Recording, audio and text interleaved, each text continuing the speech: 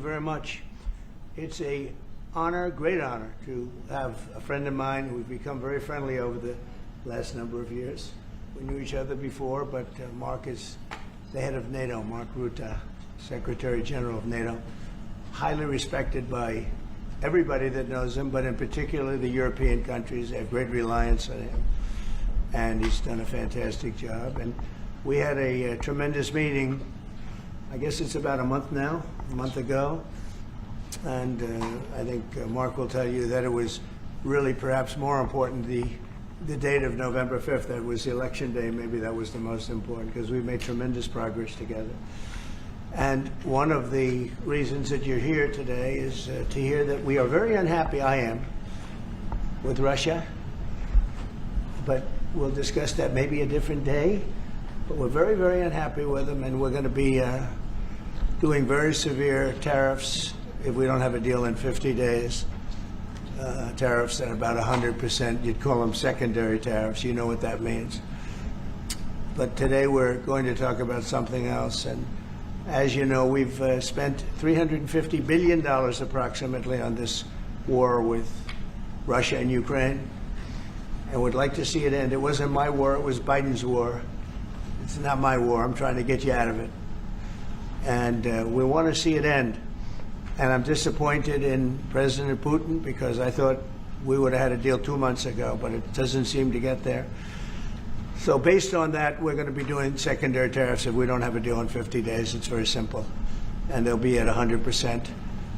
And that's the way it is. That can be more simple. It's just the way it is. I hope we don't have to do it. But regardless, we are going to be we make the greatest military equipment in the world, whether it's missiles. You saw that recently in Iran, the way those planes flew in. They had every single, 14 bombs, hit every target. Then you had the helicopters shoot a total of 30 bombs, 30 missiles, and they hit every single, Marco, is that right? Every single, Pete, every single target. And it was, I guess, on a scale of 0 to 10, they say it was about a 15. That's how successful it was. That's how lethal it was, a word they like to use nowadays. But it was an amazing, well-organized attack that people in this country want to do for 24 years. You know, when we had the pilots in last week, they were saying, "Sir, we've been practicing this for 24 years," meaning people, not them, but other people that are a little older now. But they too, and you were the one that let us do it. But we've been practicing it 3 to 4 times a year for 22, 24 years, because they always knew they had to stop Iran from doing what they were doing, which is trying to come up with a nuclear weapon, a nuclear bomb. And we did it very successfully. And we make the best equipment, the best missiles, the best of everything. The European nations know that. And we've made a deal today, and I'm going to have Mark speak about it, but we've made a deal today where we are going to be sending them weapons, and they're going to be paying for them. The United States will not be having any payment made. We are not buying it, but we will manufacture it, and they're going to be paying for it. Our last meeting of a month ago was very successful in that they agreed to 5%, which is more than $1 trillion a year, so they have a lot of money. And these are wealthy nations. They have a lot of money, and they want to do it. They feel very strongly about it, and we feel strongly about it, too. But we're in for a lot of money, and we don't want to do anymore, and we can't. But we make the best, and we're going to be sending the best to NATO, and in some cases to maybe, at Mark's suggestion, if we go to Germany, where they're going to send early on missiles, and they'll be replaced, and NATO is going to take care of it. It's going to be coordinated by NATO, and they're going to work very much with Matt Whitaker, who's right here, who's a great ambassador, and Matt's going to be coordinating. You better do a good job, Matt. I will. But Matt's going to coordinate. He's a very talented guy. He's going to coordinate everything. So in a nutshell, we're going to make top-of-the-line weapons, and they'll be sent to NATO. NATO may choose to have certain of them sent to other countries where we can get a little additional speed, where the country will release something and it'll be mostly in the form of a replacement.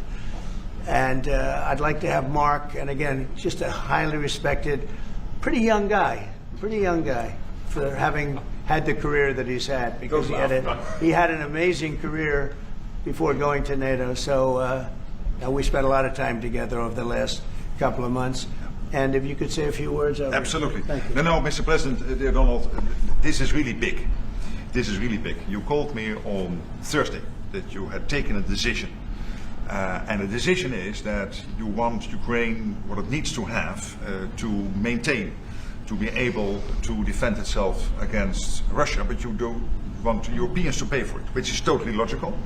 And this is building on the tremendous success of the NATO summit, the 5%, but also the decision to keep Ukraine strong and the decision to increase our defense industrial production.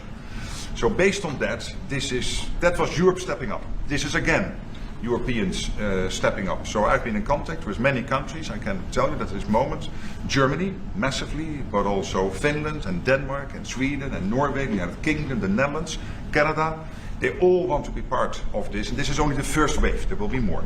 So what we will do is work through the NATO systems to make sure that we know what the Ukrainians need, so that we can make packages. Of course, in a way, we discussed it this morning with Pete Hegseth at the Pentagon, in a way that, of course, the US will keep on its stockpiles necessary to defend this country. That's absolutely clear. But it will mean that Ukraine can get its hands on really massive numbers of military equipment, both for air defense, but also missiles, ammunition, etc., etc. So if I was Vladimir Putin today and hear you speaking about what you were planning to do in 50 days, and this announcement, I would reconsider whether I should not take negotiations about Ukraine more seriously than I was doing at the moment, if I was Vladimir Putin.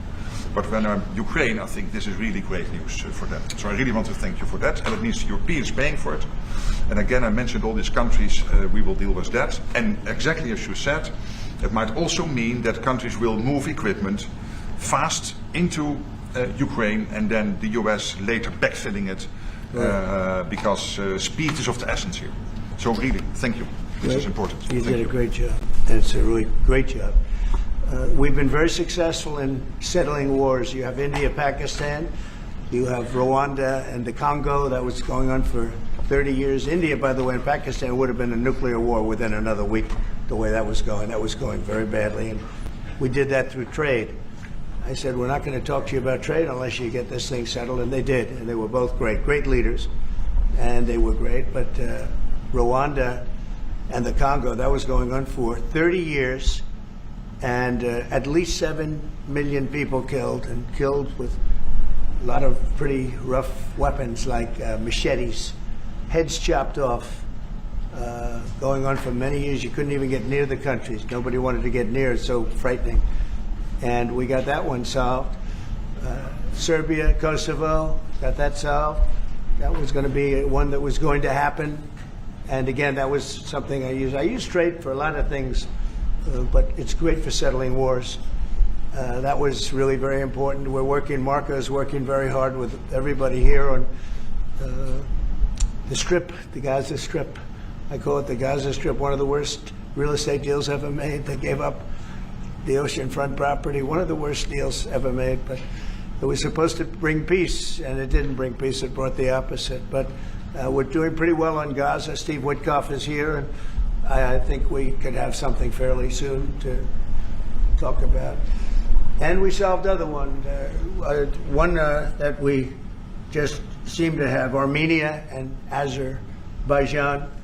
It looks like that's going to come to a conclusion, successful conclusion. We worked on Egypt with a next door neighbor who is a good neighbor. They're friends of mine, but they happened to build a dam which closed up water going into a thing called the Nile. I think if I'm Egypt, I want to have water in the Nile, and we're working on that one. It's a problem, but it's going to get solved. They built one of the biggest dams in the world, a little bit outside of Egypt. You know about that? You've been hearing about that one. And that turned out to be a big problem. I don't know. I think the United States funded the dam. I don't know why they didn't solve the problem before they built the dam. But it's nice when the Nile River has water. It's a very important source of income and life. It's the life of Egypt. And to take that away is pretty incredible. But think we're going to have that solved very quickly. So we do good. The only one we haven't been able to get to yet is Russia. And I'm not happy. And I will tell you that Ukraine wants to do something. Again, it's a war that should have never started. If I were president, it never would have happened. I used to speak to President Putin about it a lot. It was the apple of his eye. But once I saw what was going on, I said, you know, they're gonna have a war here. I was outside. The election was rigged. And I was outside looking in. And I said, you know, that thing's going to be a war. Couldn't believe it. Because what Biden said was the exact opposite of what should have been said. And it started, and it's a real mess. We're losing, I guess they're losing 5,000 or 6,000 people a day. It's actually now more. I was saying 5,000 a day. It's actually more now. Mostly soldiers, but a lot of people in cities and towns that are getting blown up too. It's a horrible war, and it should be stopped. And so if it's not done, if we don't have an agreement in 50 days, that's what we're doing. Secondary tariffs, and they're biting. And I hope we don't get to the point where we do, but I've been hearing so much talk. It's all talk. It's all talk, and then missiles go into Kiev and kill 60 people. It's got to stop. It's got to stop. But the purpose of this is to say that this is a very big deal we've made. This is billions of dollars worth of military equipment is going to be purchased from the United States, going to NATO, etc. And that's going to be quickly distributed to the battlefield. Ukraine will take it up. And, you know, say what you want about Ukraine. When the war started, they had no chance. And they still would have had no chance if the equipment, they had the best equipment. Because we do make the best planes and missiles. And we make the best military equipment in the world by far. And we have new things coming out that are beyond belief. And I'm very excited about the Golden Dome. It's going to give us very strong protection. We've already started that. But they had courage, because somebody has to use that equipment. And they fought with tremendous courage, and they continue to fight with tremendous courage. But they don't have, they're losing on equipment, and Russia's really taken a very positive, very strong, I mean, what they've done the last couple of weeks. Without military reasons. That's what they are doing. 700 drones a day, missiles, bombing cities. This is not because of military goals. It is just creating panic, keeping people out of their sleeps, hitting towns. It's really terrible, and it is meaning a lot of people lose their lives, but also the infrastructure, whole cities being destroyed. They're wiping out the electric. It's going to take years to rebuild it. That's going to be the next problem. Because, but that's going to take a long time. Many of the cities are knocked down to the ground. Many of the people have left, but many have stayed. I don't know. They actually stay. And most have stayed. Actually, it's incredible that they stay, and knowing that a missile could be hitting your apartment house, and your apartment house that you're sitting in could collapse on top of you. And they do very heavy construction. They don't use rebar. They do very thick concrete construction. Those are heavy buildings, big buildings. And heavy buildings, and they collapse like they're made out of paper. It's unbelievable to see this happening with people, so many people being killed. So we think we're going to make progress, and we hope we're going to make progress. In the meantime, we're going to get you good service on what you need. And we really became friendly with NATO this last meeting. You know, we went from 2% to 5%, which everyone said was not even a possibility. They weren't paying 2%. Many of them were paying much less than 2%. But even those, since you became president, all committed to the 2% before the summit. And now collectively we committed to the 5%. That's right, they did. They've been very good. And I think I made a lot of friends over there. We had a couple of days of very intensive talks. And they're great people. They're leaders of countries. Leaders of countries. Many of them great countries, some of them smaller countries, but for the most part, I'd say very solid, strong countries, and very successful. Some of them are among the most successful countries in the world. So that's the story. We hope that's going to have an impact on Vladimir Putin, and we hope it's going to have an impact on Ukraine also. We want to make sure that Ukraine does what they have to do. All of a sudden they may feel emboldened, or maybe they don't want. You know, this is a very difficult situation.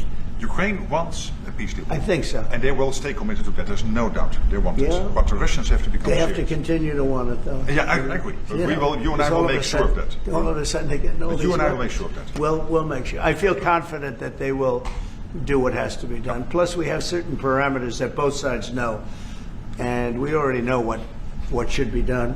So I think that's going to be it's going to be very strong. We want everlasting peace.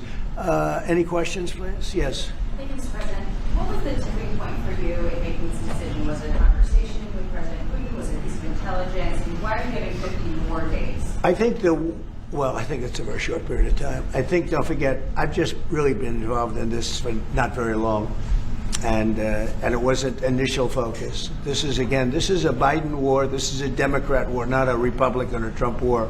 This is a war that would have never happened. It shouldn't have happened. A lot of people being killed. When the final numbers come in, you're going to see a lot more people are being killed in this war than you think, than you've been writing about. It's a very deadly war. They're all bad, but this is a very deadly war. The numbers are going to be far greater. When an apartment house comes down, and they say 2 people were slightly injured. No, many people were killed. And those numbers will be at some point accurately reported. So far, they're not. It's a deadly war. I think that you're just going to see. I think you're going to see strong movement. I hope so. I hope so. You know, the secondary tariffs are very, very powerful. What about the tariffs that the Republicans in the House and the Senate have read? Yeah, 500%. sure. Why are you doing 100%? Well, the Republicans are moving very strongly in the Senate, giving us total control of it. But I'm not sure we need it, but it's certainly good that they're doing it. And Lindsey Graham's working hard. The whole John Thune, all of them, they're all working hard, and they're in coordination with Mike Johnson, Speaker in the House. And I think they've actually crafted a pretty good piece of legislation. It's probably going to pass very easily, and that includes Democrats. And there's some little tweaks, but I don't want to say I don't need it because I don't want them to waste their time. It could be very useful. We'll have to see. But we can do secondary. We're probably talking about 100% or something like that. We can do secondary tariffs without the Senate, without the House. But what they're crafting also could be very good. So are you suggesting then that the Congress should move forward with those sanctions, the 500%, and that your 100 would be a separate additional action? Yeah, I mean, the 500 is, sort of meaningless after a while because at a certain point it doesn't matter. It's not going to be, as 100. 100 is going to serve the same function. But, I have it at 100%. They may have it. I don't know what they're going to end up with. They may have it at 100 too. They may have it at 500. But they're doing some good work in the House, and I think in the House and the Senate. And as you know, they're coordinated, and they can have it done quickly. They said they'll have it as quickly as I need it. So we'll see. We're talking to him. In fact, John Thune's coming over later on to talk. Yeah, he's gonna come over and talk. Thank you, Mr. President. Isn't your view that Vladimir Putin is characterized as dedication? What? Isn't your view that Vladimir Putin Did he misguide us? Did not clarify his intention Yeah. to a peace deal? Well, And what happens now in the next phase? you're going to see. I mean, we're going to go for a period of time. Maybe he'll start negotiating. And I think I felt, I don't know about you, Mark, but I felt that we had a deal about 4 times. Mm-hmm. And here we are, still talking about And he didn't send serious people to the negotiations. So I remember that you were able, with Marco Rubio and with Steve Witkoff, to get these talks going in Istanbul. Yep. I remember I was myself in Turkey for NATO business in May, and we really put pressure on the Ukrainians to send a senior team to Istanbul, and they did. But then the Russians came up with this historian explaining history of Russia since 1250. We thought, and I thought, we should have had a deal done a long time ago. But it just keeps going on and on and on, and every night people are dying. A lot of people, a lot of Russian soldiers are dying, by the way, and a lot of Ukrainian soldiers too. But a lot of Russian soldiers are dying. 100,000 Russian soldiers since 1st of January. eh? Since January. 100,000 Russian soldiers dead since January. So if anybody in Moscow is listening to this, again, 100,000 dead Russians since January. This is what President Putin is doing at the moment. Yeah, please. Will these be Patriot missiles specifically or Patriot batteries that you're planning? Everything. It's everything. It's Patriots. It's all of them. It's a full complement with the batteries. Yeah. When do you expect them to arrive? Well, we're going to have some come very soon, within days, actually, because a couple of the countries that have Patriots are going to swap over and will replace the Patriots with the ones they have, and Matt will coordinate with NATO. But so it's going to be, they're going to start arriving very And soon. this afternoon, Boris Pistorius, the German defense minister, is visiting Pete Hegseth, the Secretary of Defense, and we'll discuss also, I think, on this whole Patriot thing. Norway is involved, so that's on the Patriots, but this whole deal is also about missiles, about ammunition, so it's broader than Patriots. We have one country that has 17 Patriots getting ready to be shipped. They're not going to need them for them. So we're going to work a deal where the 17 will go, or a big portion of the 17 will go to the war side. Mr. President. And that can be done very quickly. Mr. President. Mr. President. Yeah, please. Could this transaction with NATO be viewed as a step towards achieving peace, letting Putin know that now Zelensky has a little bit more powerful tools in his tool chest, and maybe that brings him to the table to achieve peace? So I know that you want to do that. Brian, that's what we've been saying. I think you might have expressed it better if you want to know the truth. I'm just That's trying- exactly what That was a summary. That was a nice summary. I think he's done better than us. He's a very good guy, I can tell you that. But no, it's well said. Yeah, I think this is a chance at getting peace. Or it's just going to be the same thing. And I have to tell you, Europe has a lot of spirit for this war. A lot of people, when I first got involved, I really didn't think they did, but they do. And I saw that a month ago when you were there, many of you were there. The level of esprit de corps, spirit that they have is amazing. They really think it's a very, very important thing to do, or they wouldn't be doing it. Look, they're agreeing to, just they're paying for everything. We're not paying anymore. We have an ocean separating us. I said, we have a problem. We make the best stuff, but we can't keep doing this. And Biden should have done this years ago. He should have done it from the beginning, but he didn't. He didn't know he was there. This guy, what a horrible job they did for this country. And I just hope between the border and this and so many other, inflation, what a horrible administration. The worst administration in history, in my opinion. It's not my opinion. I think it's everybody's opinion. But this is something that shouldn't have happened, and we're going to see if we can end it. If I could follow up. I do want to make one statement. Again, I said it before. This is not Trump's war. We're here to try and get it finished and settled and whatever. Because nobody wins with this. This is a loser from every standpoint. But from day This one. was Biden and this was other people. And it's very sad. It's a very sad situation. This gentleman's doing a great job. I think he's going to get it, and Matt and everybody else that's working on it. I think he'll get this thing over with, hopefully. Mr. President, you've praised European countries today as standing up for Ukraine as being strong. Will you allow them to continue to negotiate tariffs lower than 30% before August 1st, or is the deal settled? What does that mean? You mean you're talking about the tariffs? Oh, you're back on tariffs. You're on a more friendly tariff, right? A little bit more friendly tariff. No, we're going to be talking to people. We have, I watched the show this morning. They were talking about, well, when's he going to make the deal? The deals are already made. The letters are the deals. The deals are made. There are no deals to make. They would like to do a different kind of a deal, and we're always open to talk. We are open to talk, including to Europe. In fact, they're coming over. They'd like to talk to us. Mr. President, is there any concern about the U.S. stockpiles? There was a pause in delivery of weaponry to Ukraine in order to evaluate, apparently, U.S. stockpiles. What came out of that? Evaluation. I mean, this was a very big, what we're talking about today is a very, very big day. And what Pete was doing, and me too, I knew what Pete was doing, was evaluation, because we knew this was going to happen. And now we actually announced it. They voted on it. It's all been done. So obviously that has a big impact on, when you say pause, obviously you're not going to be doing things if you don't know what's going to happen here. But we were pretty sure this was going to happen, so we did a little bit of a pause. But this is a very big event today. This is something very big. If it escalates further, how far are you willing to go in response?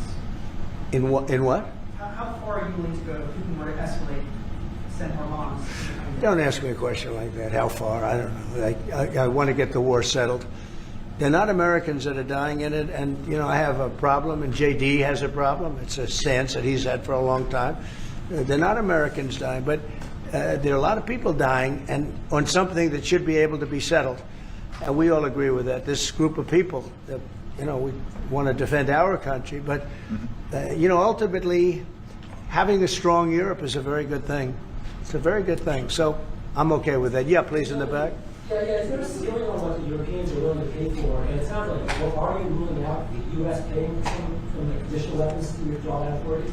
Shall I try to answer Please. that? Because Yeah. basically what the president is saying, that he is willing, of course, taking consideration what the US needs itself. So it's not that you can have a shopping list and you can order whatever you want, because the US has to make sure that the US keeps its hands on what the US needs, also to keep the whole world safe, because in the end you are the police agent of the whole world.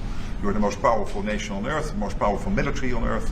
But given that, the US has decided to indeed massively supply Ukraine with what is necessary through NATO. Europeans 100% paying for that. And what we have been doing over the last couple of days is talking with countries, and I just mentioned the ones who in the first wave immediately said, we want to chip in. And then you are really talking about big numbers. Take Germany visiting today. They are really talking about big numbers. Can you get some clarity? I will say that I spoke with Germany, spoke with most of the larger countries, and they are really enthusiastic about this. They want to, and they're willing to go very far. I will tell you, as per your question, how far would I go? They want to go very far. They don't want this to happen. That's why I think from Putin's standpoint, it would really be good. He gets the country, his economy is doing very poorly, and he's got to get his economy back. He's got to save his economy. He could save his country in a sense, but the economy can be destroyed. He's destroyed a lot of countries over the years. He wants to get that economy back. And, he's got a great country for trading and other things. If they could use the assets instead of war, he's got some tremendous potential. That's what I would say. How did you deliver this news to Putin, sir? Say it? How did you tell Putin this was happening? I speak to him a lot about getting this thing done. And I always hang up and say, well, that was a nice phone call. And then missiles are launched into Kiev or some other city. And I said, it's strange. And after that happens 3 or 4 times, you say, the talk doesn't mean anything. My conversations with him are always very pleasant. I say, isn't that a very lovely conversation? And then the missiles go off that night. I go home, I tell the First Lady, I spoke to Vladimir today. We had a wonderful conversation. She said, oh, really? Another city was just hit. So it's like, look, he's, I don't want to say he's an assassin, but he's a tough guy. It's been proven over the years. He's fooled a lot of people. He fooled Bush. He fooled a lot of people. He fooled Clinton, Bush, Obama, Biden. He didn't fool me. But what I do say is that at a certain point, ultimately talk doesn't talk. It's got to be action. It's got to be results. And I hope he does it. It's potentially such a great country to be wasting so many people on this and the money. And look at what's happened to his economy. Look at what's happened. So, And with the threat in 50 days, Yeah. the economy will be hit It's, very hard. I mean, look, I hope he's going to do it. He knows the deal. He knows what a fair deal is. If there is such a thing as a fair deal, there's no winners here. This is a loser. This is a loser. And I dealt with him from the beginning. And it wouldn't have happened, but I will say Ukraine was the apple of his eye. We talk about it. It was the apple of his eye, but it wasn't going to happen. And he understood that. It wasn't going to happen. And then I noticed, after I was out, I noticed soldiers forming at the border. Yeah. And then I heard horrible, stupid things being said from the other side. And I said, they're really handling it very, very wrong. It's a shame. Yeah. Can I say please. one thing, and that is about President Trump, because you came in office in January. On the 12th of February, you had your first phone call with Putin. I think you did exactly what I hope you would do. That is breaking the deadlock, starting the conversation, because you have to test him. I know Putin very well from the days when I was Prime Minister in the Netherlands. You have to test him. And you did this, and you really gave him a chance to be serious, to get to the table, to start negotiations. Steve Witkoff, Marco Rubio, we all tried to help you. But you've now come to a point where you say, well, hey... We actually thought we had have to get probably serious. 4 times a deal. Yeah. I mean, you would call and you said, Yeah. this looks good. Yeah. And then the deal wouldn't happen because bombs would be thrown out that night and you'd say, we're not making any deals. It was like... But you breaking the deadlock was crucial because you had to start that process. And you were the only one who was able to do that. I think we'll get it done. Do you think he's reasonable enough to negotiate? Yeah, I think we're going to get it done. I think, look, this is a very powerful situation. You have very wealthy countries buying the best equipment in the world. And we have the best equipment in the world. We make equipment like no other. You know, our submarines, nuclear submarines, are so powerful. They're the most powerful weapon ever built. And we have the best in the world they're 20 years behind, 25 years behind us. We have the greatest equipment anywhere in the world. I just hope we don't have to use it. Yeah, please. Thank you, Mr. President. On a separate topic here, President Biden, of all people, spoke to the New York Times over the weekend. He did not speak to them on the record during his time in office at all. He spoke to them recently. And he defended his use of the OTAN and said that he signed off on every decision. But at the same time, the Times reports that he did not individually approve each name for the categorical pardons that applies to large numbers of people. What are your take on that? Any new revelations from? Well, I mean, you're talking about the AutoPen. Look, the AutoPen, I think, is maybe one of the biggest scandals that we've had in 50 to 100 years. This is a tremendous scandal. And I know the people on the other side of the, see that desk, that Resolute desk? Unfortunately, he used it before me. But, you know, we have our choice of 7 desks. They're all beautiful. But I chose the Resolute, and so did he, unfortunately. But the people on the other side of the Resolute desk, I know them. Lisa, the whole group, and they're no good. They're sick people. And I guarantee he knew nothing about what he was signing. I guarantee it. So they're going to figure it out, and we'll see what happens. But to me, the AutoPen, you know, you elected president. You know what the AutoPen is supposed to do? Sign thousands of letters from young people that write. We get thousands of letters a week, Susie, right? Thousands. I mean, tens of thousands sometimes. I look at a room, there's a room where we have many, many people working, responding and sending letters back. That's what an AutoPen's supposed to be. To write to a young 7-year-old boy that writes to the president and he wants to be president someday and he loves America. That's what the AutoPen's supposed to be. It's not supposed to be for signing major legislation and all of the things. No, the AutoPen, and I doubt he knew. I doubt they even spoke to him about it. I think they had, it's called a freewheeling AutoPen. Like, Biden was never for open borders. Biden was never for transgender for everyone.